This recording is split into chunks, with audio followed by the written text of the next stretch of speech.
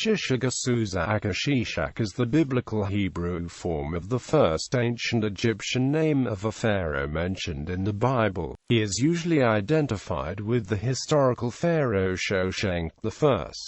Biblical narrative. Shishak is best known for a campaign against the kingdom of Judah, recorded in the Hebrew Bible, and his supposed sacking of Jerusalem. According to these books of the Hebrew Bible, Shishak had provided refuge to Jeroboam during the later years of Solomon's reign, and upon Solomon's death, Jeroboam became king of the tribes in the north, which became the kingdom of Israel. In the 5th year of Rehoboam's reign, Shishak swept through the kingdom of Judah with a powerful army of 60,000 horsemen and 1,200 chariots, in support of his ally.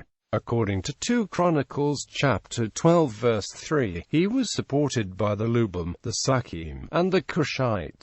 Flavius Josephus in Antiquities of the Jews adds to this a contingent of 400,000 infantrymen. The number can be safely ignored as impossible on Egyptological grounds. Similarly, the numbers of chariots reported in 2 Chronicles is likely exaggerated by factor 10. Leading 60,000 horses through the Sinai and Negev would have been logistically impossible, and no evidence of Egyptian cavalry exists from before the 27th dynasty. According to 2 Chronicles, when Shishak, king of Egypt, attacked Jerusalem, he carried off the treasures of the temple of the Lord and the treasures of the royal palace. He took everything, including the gold shields Solomon had made. The Bible is not specific about the means by which Shishak acquired these treasures. They have traditionally been interpreted as a ransom from Rehoboam to secure peace.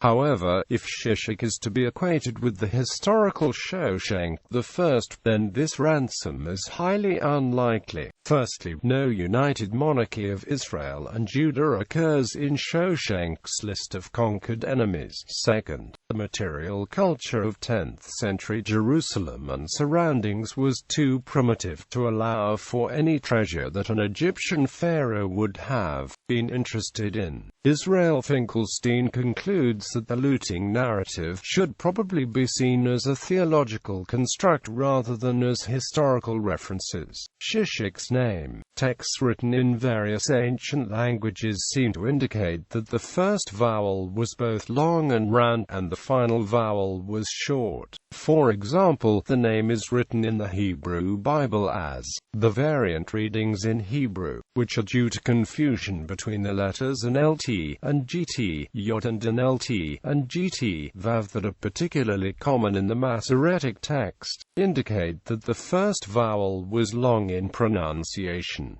The Septuagint uses sigma omicron upsilon sigma alpha kappa iota mu, derived from the marginal reading of Hebrew. This indicates during the 2nd century BC Hebrew speakers or Alexandrian Greek speakers pronounced the name with an initial long close back rounded vowel. Shishak identified as Pharaoh Shoshenq I.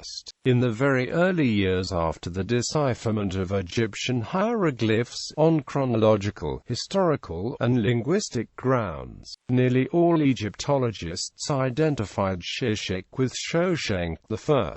This position was maintained by most scholars ever since, and is still the majority position. The fact that Shoshenq I left behind explicit records of a campaign into Canaan, including a stela at Megiddo, supports the traditional interpretation. Other identifications have been put forward which have been considered fringe theories. In his book Ages in Chaos, Emanuel Velikovsky identified him with Thutmose III. More recently, David Roll's New Chronology identified him with Ramesses II, and Peter James has identified him with Ramesses III. In popular culture, Shishak is mentioned in Steven Spielberg's action-adventure film Raiders of the Lost Ark as the pharaoh who seized the Ark of the Covenant from the Temple of Solomon during his raids on Jerusalem and hid it in the Well of Souls in Tanis.